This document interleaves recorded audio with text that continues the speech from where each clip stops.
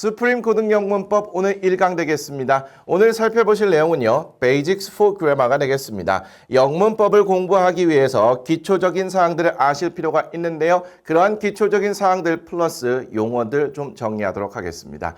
교재가 준비되었다면 6쪽부터 보시면 될 텐데요. 이 교재의 내용을 기반으로 하되 저만의 방식으로 조금 간략하게 정리를 해드리도록 하겠습니다. 교재를 참고하셔도 괜찮고요. 일단 강의를 다 들으신 다음에 복습 시간을 통해서 여러분들 따로 정리하시는 것도 한 방법이 될 것 같습니다.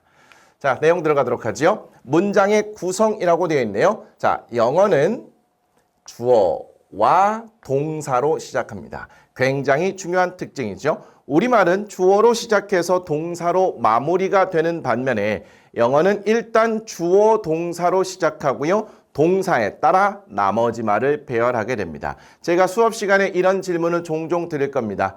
영어는 뭘로 시작하죠? 그때 여러분들은요. 주어요. 이렇게 답하시면 안 되고요. 주어와 동사로 시작합니다. 이렇게 답하시면 되겠습니다.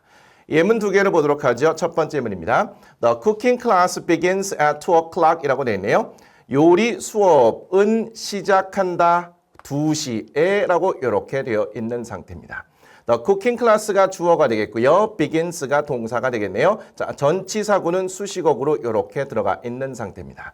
여기에서요. 동사를 기준으로 해서 동사의 왼쪽에 있는 이 전체 I 즉 주어를 포함하고 있는 이 전체 부분을 주부라고 부르고요.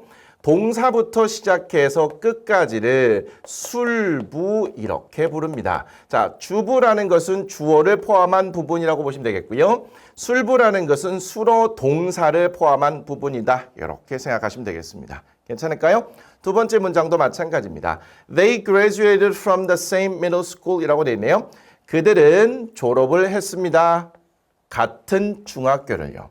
they가 주어고요. graduated가 동사가 되겠네요. 자, 그러면 동사를 기준으로 동사의 왼쪽 자리 주부가 되겠죠. 주부는 주어를 포함한 부분. 그리고 동사부터 문장의 끝까지 동사를 포함한 부분. 그래서 수로 동사 부분 줄여서 술부라고 부른다는 거 이렇게 보시면 되겠습니다. 영어는 큰 틀에서 이렇게 주부와 술부로 구성되어 있다 보시면 되겠네요. 그거보다 더 중요한 것은 영어는 주어와 동사로 시작한다. 이 부분이 되겠습니다. 2번으로 가죠. 문장 성분이라고 나와 있는데요. 문장 성분에는 여러분들이 많이 들어보셨을 주어, 수로, 동사, 그리고 목적어, 보어, 수식어 요 5가지가 되겠습니다. 문장을 구성하는 데 있어서 필수적인 요소 요 4가지가 되겠고요. 수식어는 말 그대로 수식하는 말로 필요하면 들어가고 필요하지 않으면 빠져 있는 요런 아이가 될 건데요.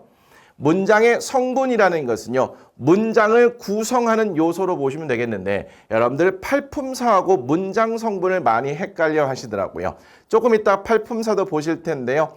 팔품사라는 것은 단어의 8가지 종류를 말합니다. 영어 단어 굉장히 많죠. 그 많은 단어들을 쭉 펼쳐놓고 공통된 특징을 가진 것끼리 분류를 했더니 8가지가 나오더라. 이게 바로 팔품사가 되겠습니다. 그런데 팔품사를 간단히 정리를 하자면 단어의 8가지 종류라고 했네요. 이 단어들이 문장 속으로 들어가게 되면 문장 내에서 역할을 담당하게 되는데요. 이 단어가 문장 내에서 하는 역할을 바로 문장 성분이라고 하고 이 문장 성분은 이렇게 5가지가 있다라고 보시면 되겠습니다. 주어, 동사, 목적어, 보어는 필수 성분이 되겠고요. 수식어는 필수 성분은 아닙니다. 왜? 필요하면 있고 필요 없으면 없으니까요.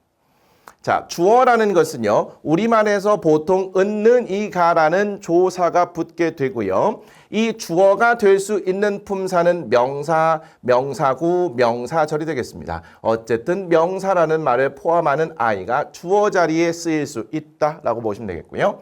자, 동사는 말 그대로 동사가 들어가면 되겠죠. 그런데 이 동사가 표현하는 이러한 정보들 매우 중요합니다. 지금 이 자리에서 당장 암기하도록 할게요. 자, 동사는요. 수, 시제, 태, 조동사와 같은 매우 중요한 정보들을 한꺼번에 담을 수 있습니다.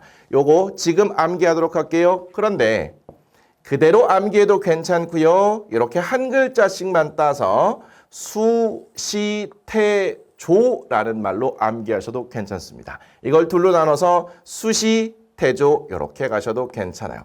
자, 이때 수라는 것은요. 주어와 동사의 단수 복수를 일치시키는 것을 말하는데요. 영어에서 수일치는 아주 중요합니다. 영어를 시작하는 그 순간부터 영어를 끝내는 그 순간까지 수일치는 중요하고요. 시험 문제 계속 납니다. 주어가 단수이면 동사도 단수, 주어가 복수이면 동사도 복수로 맞춰주는 거 이거 매우 중요하고요. 이 단수 복수라는 정보가 동사에 담길 수 있다라고 보시면 되겠죠. 시제라는 것은요. 시간과 관련된 표현인데요. 1차적으로 시제는 동사에 담기게 되고요. 그리고 그 동사에 담긴 시제와 어울리는 시간 표현 혹은 시간 부사가 함께 나오는 경향이 있습니다.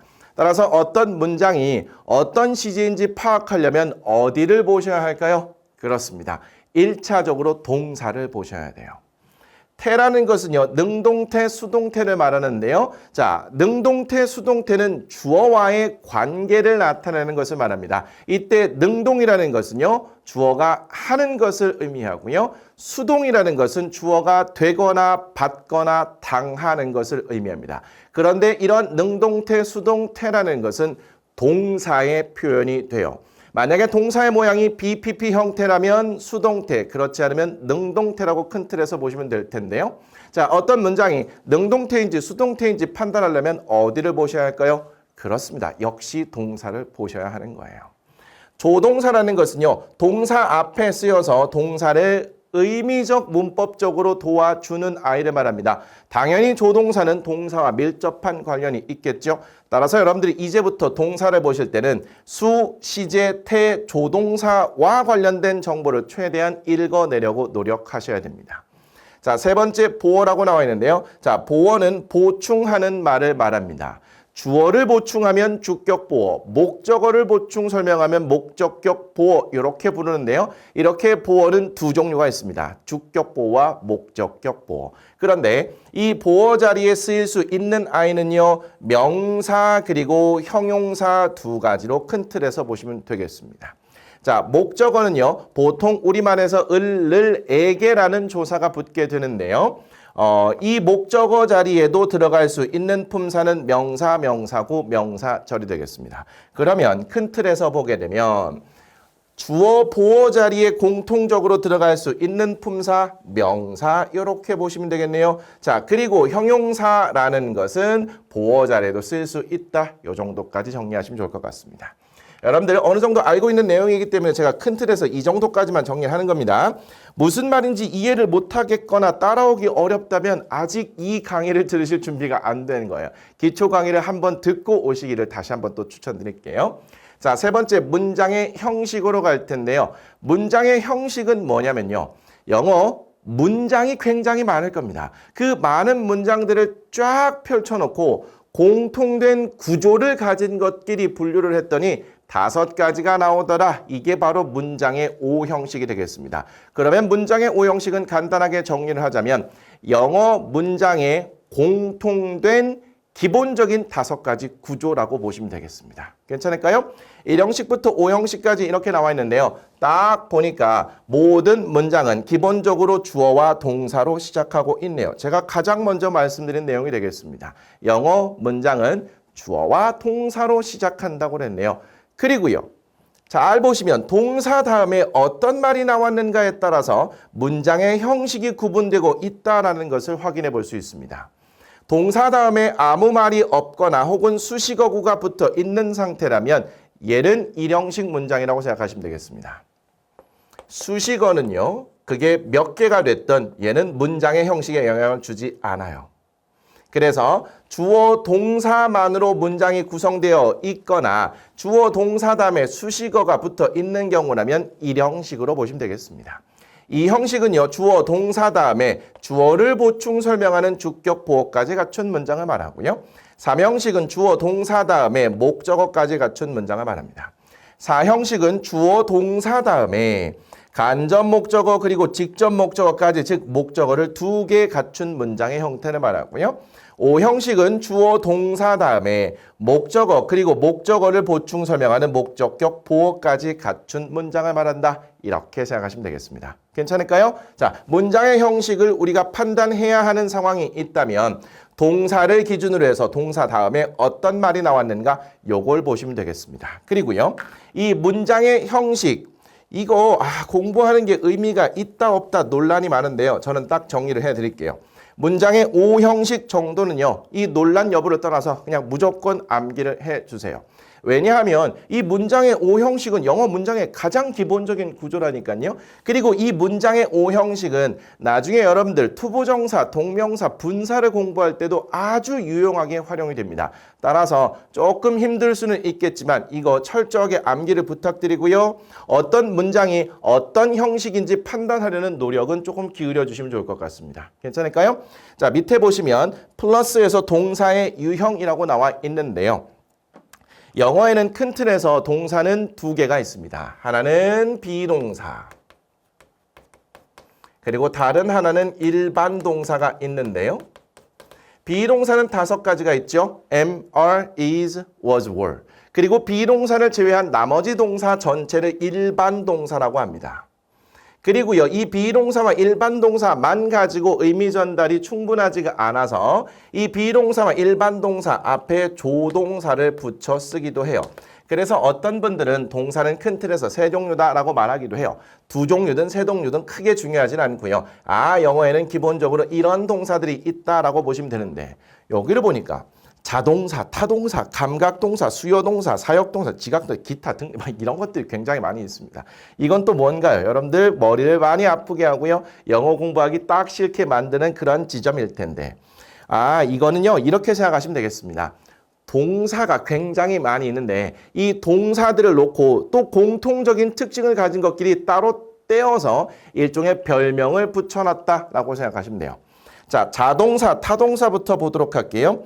자동사라는 것은요. 목적어를 필요로 하지 않는 동사를 말하고요. 타동사라는 것은 목적어를 필요로 하는 동사를 말한다라고 생각하시면 되겠습니다. 괜찮을까요? 자, 그리고요. 감각동사라는 거 그리고 지각동사라는 것은 모두 우리의 감각, 5가지 감각과 관련되어 있는 동사인데 감각동사라는 것은 그 뒤에 형용사가 연결이 되어서 이 형식 문장 구조를 만들고요. 지각동사는요. 그 뒤에 목적어 그리고 목적격 보어를 받아서 O 형식 문장 구조를 만든다라고 생각하시면 되겠습니다. 수요동사라는 것은요. 4형식 문장 구조에 쓰이는 동사를 말한다고 생각하시면 되겠어요. 누구누구에게 무엇무엇을 주다 또는 해주다라는 의미를 갖고 있는 동사들을 묶어서 수요동사라고 부른다고 생각하시면 되겠습니다. 사역동사라는 것은요. 목적어가 뭐뭐 하게 하다라는 그런 의미를 갖고 있는 동사들을 묶어서 사역동사라고 하는데요. 대표적으로 make, have, let, 삼총사가 있죠. 이렇게 동사들도 여러 가지가 있어서 그 동사들을 공통된 특징을 갖고 분류를 해서 따로 이름을 붙여놨다라고 생각하시면 되겠습니다. 괜찮을까요? 자, 이제 4번 품사로 가도록 할게요. 품사라는 것은요.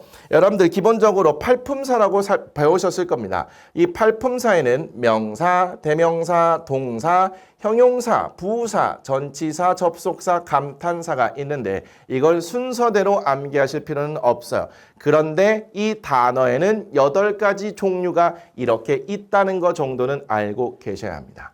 명사라는 것은요. 사람이든 사물이든 동물이든 이름이 붙어 있는 것 이걸 명사라고 하죠. 대명사라는 것은요. 앞에 나온 명사를 반복하기 싫어서 대신 쓰는 명사를 대명사라고 합니다. 동사라는 것은 보통 우리말의 다로 정리가 되면서 주어의 동작이나 상태를 나타내는 말을 말합니다. 형용사와 부사는요. 수식 어구에 해당이 됩니다. 그러면 형용사와 부사는 무언가를 수식하겠죠. 형용사는요. 명사를 수식하거나 보어 자리에 들어가고요. 이 부사는 명사를 제외한 나머지 즉 형용사, 다른 부사, 동사, 문장 전체를 수식한다고 보시면 되겠습니다. 전치사와 접속사는요. 얘는 연결어에 속하는데요. 먼저 전치사라는 것은 명사 앞에 붙어서 이 명사를 형용사 또는 부사로 만들어주는 아이라고 생각하시면 되겠고요. 나올 때마다 또 설명을 드리도록 할게요. 전치사는 이렇게 명사까지 덩어리로 묶어서 판단해 주시기 바라겠습니다. 자, 접속사라는 거 큰 틀에서 세 종류가 있네요. 등위 접속사, 상관 접속사, 종속 접속사라고 있는데 등위 접속사는 and, or, but, so 이런 것 등을 말하고요. 얘는 마치 하나의 단어처럼 암기만 하신다면 크게 무리는 없을 겁니다. 상관 접속사라는 것은 짝을 이루어서 쓰이는 일종의 표현이라고 생각하시면 되는데 이것도 그때그때 암기만 해주시면 별로 문제될 게 없습니다. 여러분들이 조금 어려워하시는 거는 접속사 중에서 종속 접속사라고 있거든요. 이 종속 접속사라는 것이 조금 어려울 건데 이것도 큰 틀에서 나올 때마다 설명을 드리도록 할게요. 자, 마지막으로 감탄사라는 것은 말 그대로 감탄, 기쁨, 놀람을 나타내는 표현이라고 생각하시면 되겠습니다. 이건 그렇게 중요하지 않아요. 앞에 있는 이 7가지가 중요하다고 생각하시면 되겠습니다. 괜찮을까요? 다시 한번 정리할게요. 품사, 즉 팔품사라는 것은 단어의 8가지 종류고 이 팔품사라는 것이 문장 안으로 들어가게 되면 일정한 역할을 맡게 되고요. 그 역할을 문장 성분이라고 한다. 이 문장 성분에는 주어, 동사, 보어, 목적어, 수식어가 있다라고 생각하시면 되겠습니다. 자, 이제 마지막으로 구와 절을 정리해 보도록 할게요. 일단 구와 절의 개념부터 볼 텐데요. 구라는 것은 두 단어 이상의 모임이면서 주어 동사가 한꺼번에 없는 상태를 말합니다. 절이라는 것은 똑같이 두 단어 이상의 모임이긴 한데 이번에는 주어와 동사가 한꺼번에 있는 상태를 말해요. 그러면 구와 절이라는 것은 일단 두 단어 이상의 모임입니다. 그런데 주어와 동사가 한꺼번에 포함되어 있으면 절, 주어와 동사가 한꺼번에 포함되어 있지 않으면 구라고 생각하시면 되겠죠. 됐나요? 그런데 이러한 구와 절에는 명사, 구, 명사, 절, 형용사, 구, 형용사, 절, 그리고 부사, 구, 부사, 절이 있다라고 보시면 되겠습니다. 자, 그러면 이 말은 어떻게 이해하면 되냐면요. 먼저 명사 구를 보도록 할게요.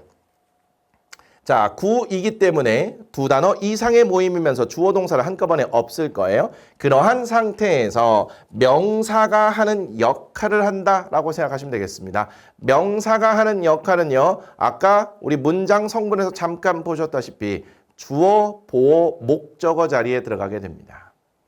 명사절이라는 것은요. 두 단어 이상의 모임이면서 주어 동사를 한꺼번에 갖고 있는 상태에서 원래 명사가 하는 일인 주어, 보어, 목적어 자리에 들어가는 것이 되겠죠. 다 같은 패턴입니다.